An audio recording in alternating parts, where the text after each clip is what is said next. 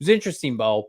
Game preview day, and then we get an article that drops. An article, I'm putting the quotations around it. Yeah. Dan Graziano of ESPN, nice guy, professional journalist, Big J. Has he been right about the Cardinals more often than not? Let's just call it no, he has not. This is a guy once upon a time that really alluded to Adrian Wilson and Quentin Harris being co-GMs of this franchise, and that Vance Joseph was likely to be the head coach. Mhm. Obviously, if you follow the program, none of that happened. Well, Dan Graziano put out an article. I read it on ESPN Plus today. It is long. It is significant. It wasn't a tweet, a speculation, little paragraph. It's like, I don't know, 25 paragraphs long. And it's about Kyler Murray and the Cardinals' future with K1 and how it remains murky. This article is so speculatory, right? Mhm. With all due respect to Dan, it's almost irresponsible. It almost should be titled opinion piece because that's what it's listed as. So here's an excerpt from the article today. Again, check it out. Dan's a good reporter, a nice guy. ESPN's Dan Graziano. He says this, based on my conversation with various sources, again, sources have been wrong in the past, Dan. I do not believe the Cardinals have decided what they will do with Kyler Murray after this season. I think that's fair. He's still not healthy enough to play.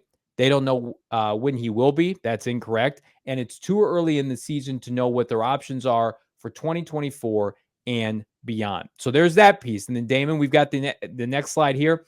The outside speculation, the word I get when talking to agents and executives from other teams, is that the Cardinals likely will move on after this season. Yeah.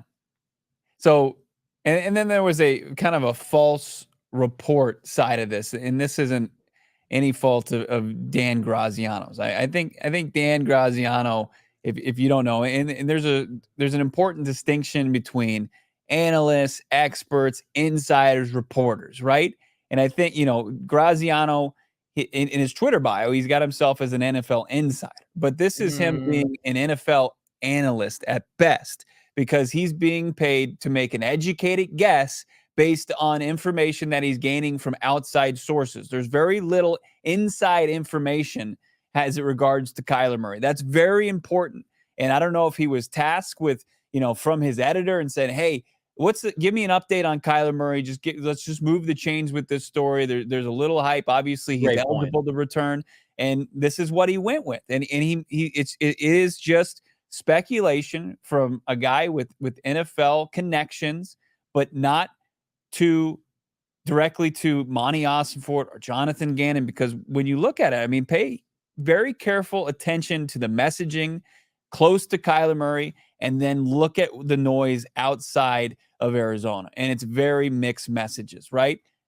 From Johnny and myself to other people that cover this team, nobody is saying anything kind of close to this outside of, that the team is setting themselves up, and we'll maintain this, to pivot any direction come the 20 up going into 23, and it doesn't change throughout the season. Now, Kyler Murray can change certainly a lot of that just by his play when he returns, but outside of Ian Rappaport and Adam Schefter right now, major newsbreakers, this team hasn't leaked much information, and I really am skeptical of anybody outside of that doesn't cover this team closely as news and will really lean on it outside of those two. Here's what this show is prepared to tell you, right? Anybody who says that they know what they're doing, they don't, right? And I think it would be naive to say, yeah, it's going to be this, and this in 2024. But we got to get through this season first. A lot can play out, right?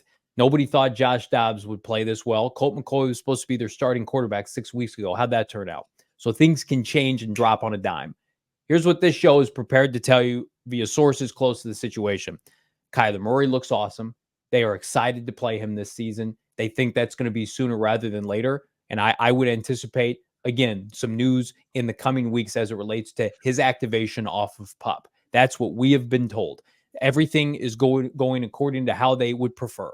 They don't have to wave the white flag with Colt McCoy and Clayton Tune. They have got way better quarterback play than they thought, which gives them ample time. Kyler Murray is on track to return this season and play meaningful games for this franchise. But anybody that can sit here and tell you that it's going to be good enough for them to pivot off of a draft pick, they don't know that definitively. Right. Like, if Kyler Murray plays well and moves them out of position to take a Drake May or a Caleb Williams, then that answers the question. If Kyler Murray does not play well and this team ends up 4-13, there's probably a pretty good chance they look at their options.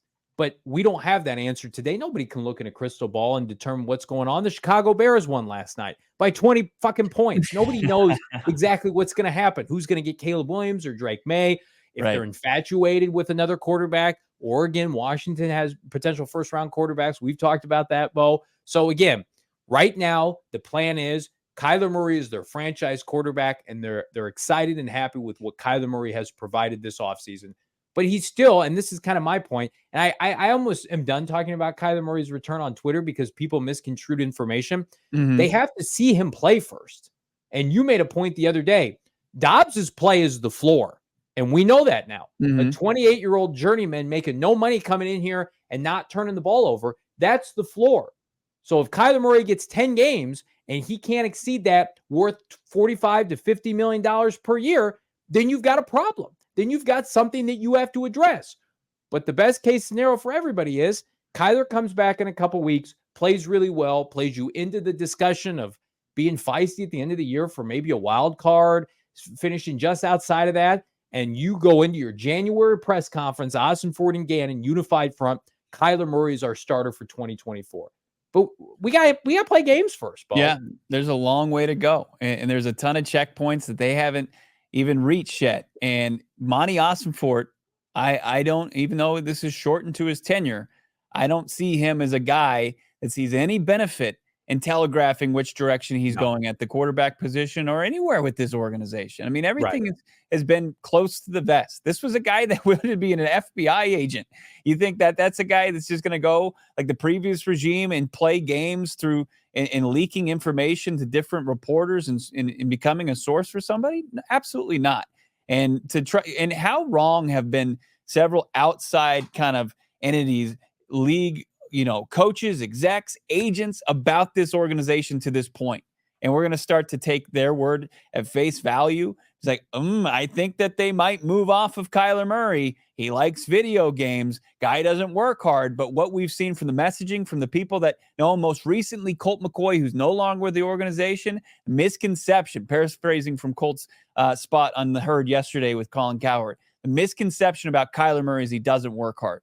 And there's thousands of them. And this trash today from Dove, what's his name? Kleiman? Is that how you say his name? Dove clickbait algorithm. Clickbait, Dove, and is it ML football, and just cherry picking quotes from this article and trying to generate clicks on top of those. It's irresponsible. It's not reporting. It's irresponsible. And it's just trying to create clicks and just create some sort of conversation, debate, and through all those posts that they make. It's brutal. And again, I think Dan's guilty of this as well. You have to, like, I'm an ESPN Plus subscriber because I bundle it for like cable and Hulu and all that bullshit. But like, you got to pay for his article today that said absolutely nothing. He had a paywall subscription piece last January saying Vance Joseph was the favorite to get this job. Vance Joseph's about to be out of football, about to be out of pro football, co-GMs. Like, okay, Dan, I like you. Take a beat. Maybe don't talk about the Cardinals for, I don't know, the next 12 months. By the way, and this is incredibly relevant for people around this market, there are people that had sources pertaining to this team prior to the regime change that you should not listen to anymore. That's as blunt as I could put it. Keim and people associated with Keim and Cliff Kingsbury are gone. So now it's like, okay, there's one show that's been telling you since March that they were interested in Joshua Dobbs. It was this show. So when we got information, I would take it at face value. And right now, Kyler Murray is going to play this year. He's going to play for the Arizona Cardinals, and they're going to hopefully parlay that into 2024 if it goes well. I did like Dan kind of clapping back at Dov today. Great. Let's take a look at this. Yeah, apparently this is a real picture of Dov. He loves his was that an Android phone? Says Dan Graziano. This was quote tweeting Dov's. However, he's repurposed some quotes and cherry picked some from his article. He says, "Nope, as usual, you steal and misrepresent what I wrote for your own self-serving purpose. I very clearly wrote that there was speculation was entirely external, not quote around the Cardinals. Have a nice weekend." There you go. Mic drop moment for Dan Graziano, able to kind of help himself after, not exactly as Johnny's pointing out, not a great I'm doing piece my best to begin dub with. here. I'm doing my best dub. Hey guys, I'm about to just retweet all your shit and repurpose it in my own and just make Right. money off Twitter. Welcome to reporting on the NFL in 2023. Yeah, it's brutal. We want to get to this super chat here. Mm-hmm. All right, Got a bunch of Curtis. super chats. What is this? What kind of is that a pound? What do we got here? Curtis with the Canadian dollars. Canadian dollars. All right, going up What's north the here for exchange this rate one. there? That's very, very generous. Bo and Johnny are elite. Thanks for all the Arizona coverage. Thank you, Curtis. There it is. Love from one of the few Canadian Arizona Cardinal fans. Curtis, spread the word up there, my friend. Right.